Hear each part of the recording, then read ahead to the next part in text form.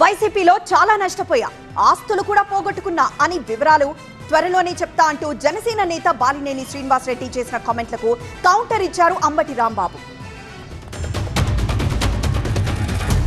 నాకు అన్యాయం జరిగిందని చెప్తా. జగన్మోహన్ రెడ్డి గారు చేసినటువంటి అన్యాయాలని చెప్తా. నాకు జరిగినటువంటి అన్యాయాలు రాజకీయంలో నాకు జరిగిన అన్యాయాలు ఒకటి కాదు, రెండు కాదు. మా నాన్న ఇచ్చిన నీ ఈరోజు ఛాలెంజ్ చేస్తున్నా పిఠాపురంలో అమ్మవారి సాక్షిగా మా నాన్న ఇచ్చిన ఆస్తిలోనే నేను సగం భాగం పైన నేను అమ్ముకున్నాను ఈ రోజు అని కూడా ఈ సభాముఖంగా తెలియజేసుకుంటా ఉన్నా. అయినా కానీ నేను లెక్క చేయను. నాకున్నటువంటి ఇది కూడా, నాకున్నటువంటి మా వియ్యంకుడికి నాకున్నటువంటి ఆస్తిని కూడా జగన్మోహన్ రెడ్డి గారు కాజేశాడని కూడా ఈ సభాముఖంగా తెలియజేసుకుంటా ఉన్నా. కాబట్టి అది త్వరగా మీరు చెప్తాను. ఎక్కడ పోగొట్టుకున్నావు నీ ఆస్తులు? ఎక్కడ పోగొట్టుకున్నావు అక్కడ ఎదుక్కో, ఇక్కడ కాదు. ఎక్కడో పోగొట్టుకుని ఉంటావు నువ్వు, అక్కడ ఎదుక్కోవాలి.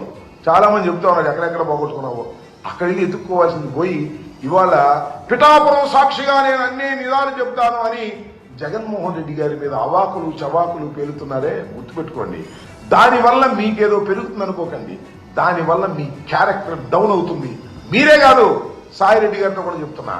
సాయిరెడ్డి గారు, శ్రీనివాసరెడ్డి గారు, మీ ఇద్దరికీ అన్యాయం జరిగింది వైఎస్ఆర్ కాంగ్రెస్ పార్టీలో అంటే ఇంకేం చెప్పాలి నాకు అర్థం కాదా?